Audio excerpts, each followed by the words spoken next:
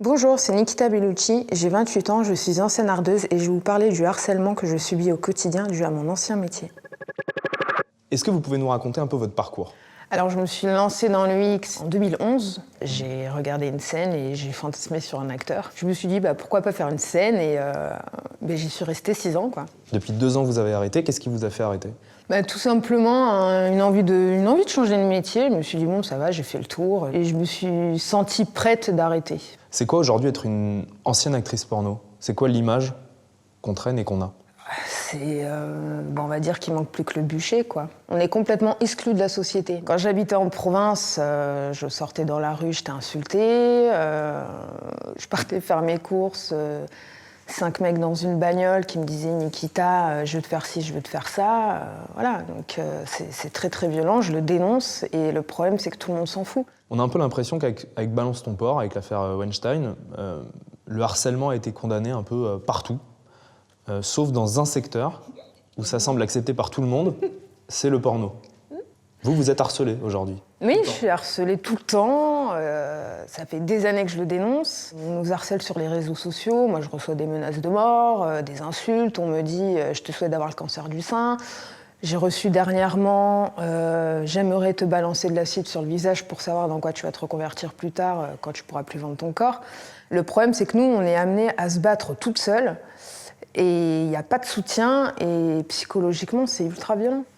Bon, il y en a un, celui-là, il est plutôt pas mal. Grâce à lui, en fait, je suis restée 72 heures enfermée chez moi dans mon lit en train de pleurer. Alors, grosse épave, tu n'as aucun avenir, que ce soit professionnel, bail les métiers à partir de 40 ans, vu qu'en gros, tu ressembles déjà à rien. Ou familial, personne ne voudra de toi en tant que femme. Imagine un peu, tu fais un gosse, ton gosse de 11 ans tombe sur ça. Grosse catin, t'as pas honte, ta seule vie, ça aurait été de te faire sodomiser de tes 18 ans à 30 ans pour X argent. T'es juste une pute, une salope, une grosse salope. Assume maintenant. Quand vous lisez un message comme ça, comment on encaisse ? On n'encaisse pas, on pleure, quoi. C'est voilà, on pourrait passer outre. Je pourrais passer outre, me dire, ouais, c'est pas grave, je suis plus forte que ça, mais c'est violent. Il y a une période où j'ai eu des idées noires parce que, à force de se faire traiter de tous les noms, tout le temps, j'ai tellement subi cet harcèlement, tellement d'insultes, tellement de haine, que j'ai décidé de ne pas faire d'enfant. Parce que si demain je fais un enfant dans 10 ans, qu'est-ce qui va se passer ? Déjà qu'avec moi, je reçois énormément de haine. Qu'est-ce que ça va être pour mon enfant ? C'est super grave, en fait, d'être obligé de décider de ne pas avoir d'enfant à cause de ça. Ouais. Et c'était le seul rêve que j'avais, moi, dans ma vie, c'était celui-là, mais j'en avais pas d'autre. Qu'est-ce que vous avez envie de dire au mouvement féministe, dans son ensemble, qui vous a pas soutenu ? On est là. Nous aussi, on a besoin de vous. On a besoin de votre aide, quoi. On a besoin d'être soutenus, que ce soit les actrices, les prostituées, tout ce qui est travailleuse du sexe. On a besoin de soutien, mais on n'en a pas. Et on doit se battre seul, quoi. Vous êtes harcelé par des majeurs, des hommes adultes, mais aussi par des très jeunes garçons. Quel type de message vous recevez ? Là, j'ai des messages d'un gamin de 12 ans. T'es tarpin bonne, j'aimerais te bouffer la chatte. Ensuite, gamin de 13 ans. Salut, ça va, j'ai 13 ans et je suis fan de toi. Pourrais-tu m'envoyer des nudes, s'il te plaît ? Ces messages-là, quand vous les recevez, vous en faites quoi ? Capture, automatiquement. Capture d'écran. Ensuite, ce que je fais, c'est que si j'y arrive, je retrouve les parents. Je leur explique, je suis une ancienne actrice X, où voilà, ça me choque et je pense qu'il faudrait peut-être jeter un œil à ce que fait votre enfant dans votre dos et que c'est pas normal de recevoir ça. Et je sais que moi, s'il m'a vu, il a pas vu des scènes toutes mignonnes, quoi.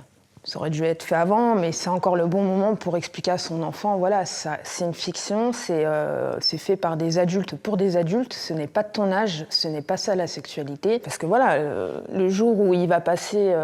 il va faire sa première fois, qu'est-ce que ça va être ? Il y a des études hallucinantes qui sont sorties sur la consommation de porno chez les très jeunes. Par exemple, j'ai lu un chiffre, moi, que j'arrive même pas à croire, 50% des garçons de 10 ans ont déjà vu un film porno. Il y en a même des plus petits, quoi. Moins que 10 ans ? Mais bien sûr. C'est pas possible. Vous êtes un peu naïf, je trouve. Non, mais moins de 10 ans quand même. Mais si, mais à partir du moment où t'en as marre d'entendre ton gosse brailler, qu'est-ce que tu fais ? Tiens, je te donne le téléphone. Allez, joue au téléphone. Non, mais le gamin, il est pas bête, quoi. Il suffit qu'il aille sur Internet, quoi. Enfin, c'est moi, tout. à 8 ans ou à 9 ans, j'avais pas l'idée Mais d'aller oui, sur mais les sites c'était porno. pas la même génération. Moi, je me souviens, à 15 ans, pour trouver le premier film porno, fallait fouiller, quoi. On cherchait la VHS planquée, et puis on avait le cœur qui était comme ça, qui battait à 200, et... Il y a des féministes qui vont vous dire vous dégradez l'image de la femme, vous participez à des films qui dégradent l'image de la femme. Qu'est-ce que vous leur répondez? Ben que c'est des films.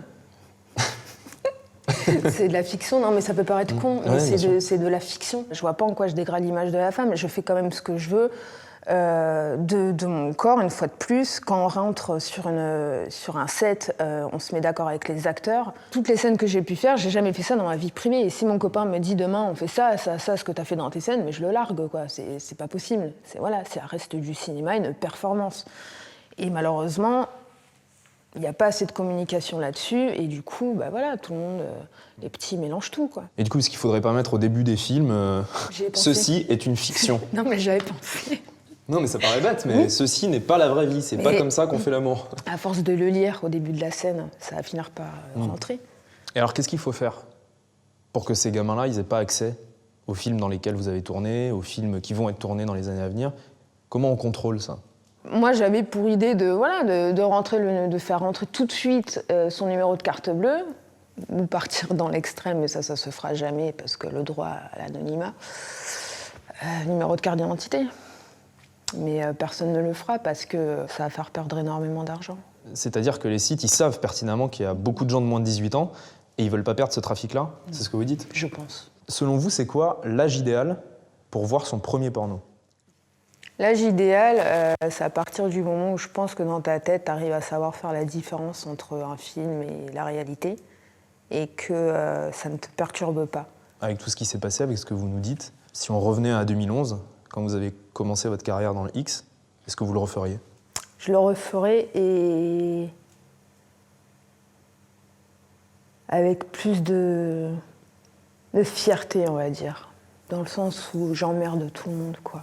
J'ai autant le droit de n'importe qui de vivre comme je l'entends, surtout quand je n'ai rien commis d'illégal.